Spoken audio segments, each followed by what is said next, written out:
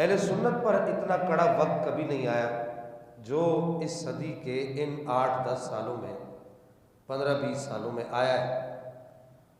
صحابہ کرام رضوان اللہ تعالیٰ علیہم اجمعین کی ذوات مقدسہ اور آل بیت اطہار کی ذوات مقدسہ کو ڈھال بنا کر اہل سنت میں ہی کچھ لوگ یا تو جو آل بیت کی محبت کا دعویٰ کرتے ہیں تو وہ صحابہ پر تبرہ کرنے کی کوشش کرتے ہیں، صحابہ کرام کی ذات میں نقص وارد کرنے کی کوشش کرتے ہیں، یا صحابہ سے محبت کا دعویٰ کرتے ہیں تو آل بیت کی ذات میں نقص ڈھونڈنے کی کوشش کرتے ہیں۔ انہی لوگوں میں سے ایک شخصیت جو ہے راولپنڈی اسلام آباد کے گرد و نواح میں پیر سید ریاض حسین شاہ صاحب ہیں، جنہوں نے اپنے ابھی حالیہ بیان میں ایک ایسا لفظ، ایک ایسا جملہ صحابہ کرام رضوان اللہ تعالیٰ علیہم اجمعین کے لیے استعمال کیا جو ان کی شایان شان نہیں ہے۔ ایک آدمی کو پکڑ کے میں مدینہ لے گیا تھا،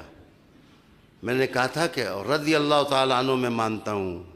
سارے صحابہ کو، جلیل القدر ہیں، ہم ان کی جوتی کی خاک بھی نہیں ہیں، لیکن فرق تو ہے نا کہ زین العابدین کا مکان دیکھیں تو 5 مرلے کا ہے اور باقیوں کے قلعے دیکھیں تو 40 ایکڑ کے ہیں۔ مجھے بتائیں علی کا ساتھ کون دیتا؟ علی کا ساتھ کون دیتا؟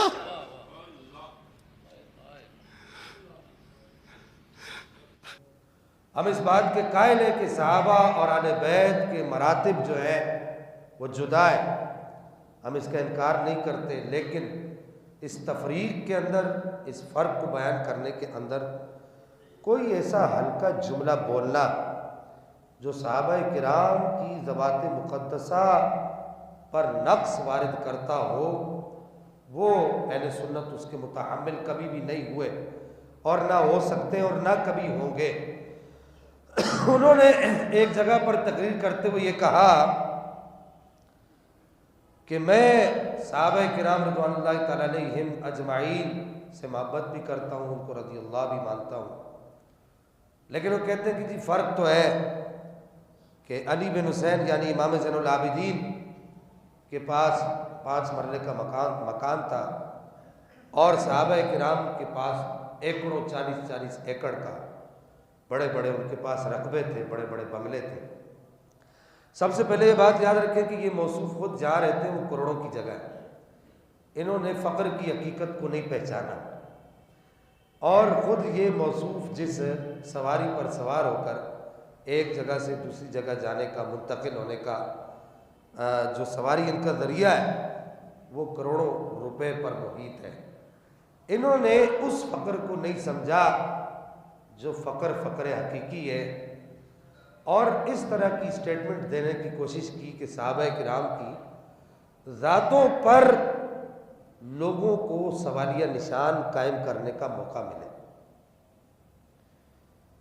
شاہ عبدالعزیز محدث دہلوی رحمہ اللہ نے بالکل صحیح لکھا تھا تحفہ اثنا عشریہ کے اندر کہ آپ نے فرمایا کہ ہر دور میں روافض نے اپنے نمائندے، میں اس کا مفہوم عرض کر رہا ہوں، روافض نے اپنے نمائندے اہل سنت کے اندر چھوڑ رکھے ہیں جو اہل سنت کے عقائد کو دیمک کی طرح چاٹ کر کھانے کی کوشش کرتے ہیں، اور بظاہر وہ سارے کام اہل سنت والے کرتے ہیں، لیکن ان کا جو باطن ہے وہ رفض سے بھرپور ہوتا ہے۔ مجھے یہ لگتا ہے کہ ان حضرت صاحب کا اور ان کے جو حواری ہیں ان کا تعلق یقیناً اس طرح کے لوگوں سے ہے۔ آج سے پہلے اس میں ہم احتیاط برتتے تھے، لیکن یہ کہنے کے بعد، یہ بات سننے کے بعد کہ یہ بات تو جو آل رفض کا وہ سمجھیے کہ اس وقت سر خیل ہے، آغا جواد نقوی، اس نے بھی اس طرح کی بات کرنے کی جرات نہیں کی۔ اس نے بھی کہا کہ صحابہ کے اخلاص پر، صحابہ کی قربانیوں پر شک نہیں کرنا، جو اس وقت آل رفض کا سر خیل ہے۔ اور دیکھا ان لوگوں نے بڑی قربانیاں دی ہیں رسول اللہ صلی اللہ تعالیٰ علیہ وسلم کے لیے، تو یقیناً مجھے لگتا ہے کہ یہ انہی کے اعلی کار ہیں۔ دوسری بات، اعلیٰ حضرت حضور سیدنا پیر علی شاہ صاحب رحمہ اللہ نے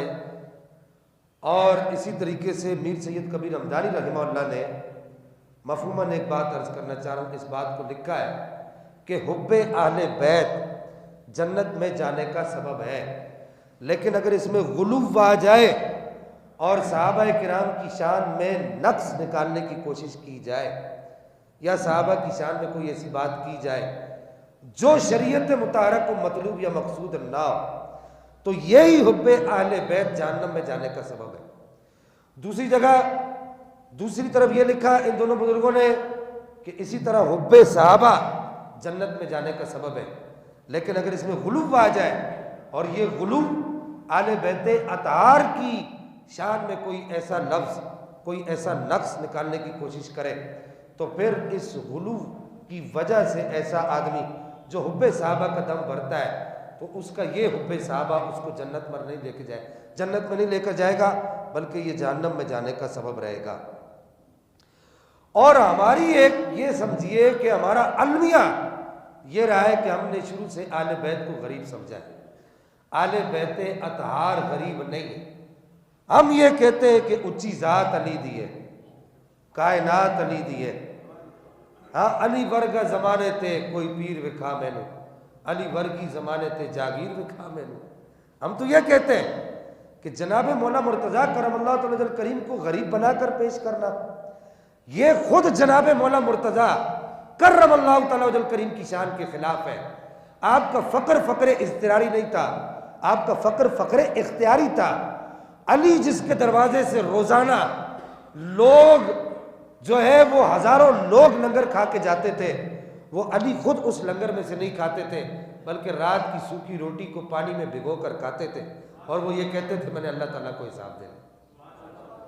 آپ کا فقر اختیاری تھا، اضطراری۔ ہم مولا علی کو غریب بنا کر پیش نہیں کرتے۔ پھر اس کے بعد ہمارے خطباء نے، جوہلا نے، واعظین نے امام حسین کو ایسا ڈرا کر پیش کیا لوگوں کے سامنے کہ پتہ نہیں امام حسین ڈر رہے تھے، ان کے بچے رو رہے تھے، وہ بلک رہے تھے کہ ابھی ہماری گردن کٹ جائے گی، ہم شہید ہو جائیں گے۔ ہم امام حسین کو ڈرنے والا تسلیم نہیں کرتے۔ امام حسین نے جو اللہ کی راہ میں اپنی قربانی دی ہے وہ ڈر کر نہیں دی ہے، وہ علی کا بیٹا تھا۔ جس طرح علی سینہ تان کے چلتا تھا اللہ کی زمین پر اللہ کی شریعت کو نافذ کرنے کے لیے، اسی طرح علی کا بیٹا حسین بھی سینہ تان کر چلتا تھا۔ پھر یہ بات دیکھیے نا کہ حضرت سیدنا صدیق اکبر رضی اللہ عنہ وردہ ورنہ وہ ذات گرامی ہے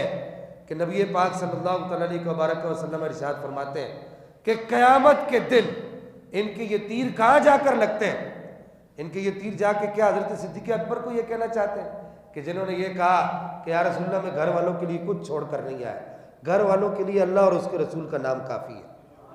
وہ صدیق اکبر جو اگلے دن جا کے اپنے گھر میں لوٹ پوٹ ہوتے ہیں اور اپنی بیٹی سیدہ عائشہ سے کہتے ہیں کہ بیٹی میں نے یہاں ایک سوئی دیوار میں لگائی تھی، وہ سوئی مجھے نہیں مل رہی، میں اس وجہ سے لوٹ پوٹ ہو رہا ہوں کہ وہ سوئی مجھے چبھے اور وہ میں جا کے رسول اللہ کی بارگاہ میں پیش کروں۔ جنہوں نے اپنا کچھ نہ چھوڑا، سب کچھ رسول اللہ پر قربان کر دیا، ان کے بارے میں یہ کہنا کہ ان کے بڑے بڑے رقبے تھے اور علی بن حسین امام زین العابدین کے پاس کیا تھا یا مولا علی کے پاس کیا تھا۔ اور پھر حضرت سیدنا صدیق اکبر کے بارے میں رسول اللہ نے خود ارشاد فرمایا، آپ نے فرمایا قیامت کے دن اگر اللہ نے مجھ سے کہا کہ اپنی امت میں سے کسی آدمی کو میرے سامنے کھڑا کرو، ریاض النظرہ کے حدیث مبارکہ ہے کہ اپنی امت میں سے کسی کو میرے سامنے کھڑا کرو اور کھڑا ہو کر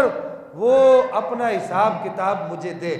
تو میں اپنی پوری امت میں سے جسے رب کی بارگاہ میں حساب کتاب دینے کے لیے کھڑا کروں گا وہ کوئی اور نہیں ہوگا، میرا یار ابو بکر صدیق ہوگا۔ پھر جناب عمر فاروق وہ ہستی ہے کہ جن کے بارے میں خود مولا مرتضیٰ ارشاد فرماتے ہیں، جناب عمر فاروق کا جنازہ رکھا ہوا ہے اور مولا مرتضیٰ کرم اللہ تعالی کریم ارشاد فرماتے ہیں کہ اگر علی اللہ کی بارگاہ میں کسی کا اعمال نامہ لے کر پیش ہونا چاہتا ہے تو وہ یہ عمر فاروق ہے، اس جیسا نامہ اعمال لے کر میں اللہ کی بارگاہ میں پیش ہونا چاہتا ہوں۔ تو خدارا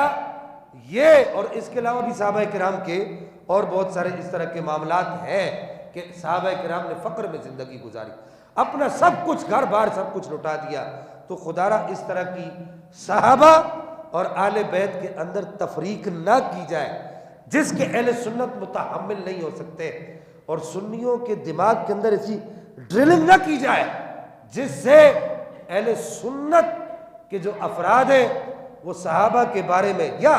آل بیت اطہار کے بارے میں سوالیہ نشان ان کی زندگی بن کر رہ جائے۔ اللہ جل مجد الکریم اس طرح کے لوگوں کو ہدایت عطا فرمائے۔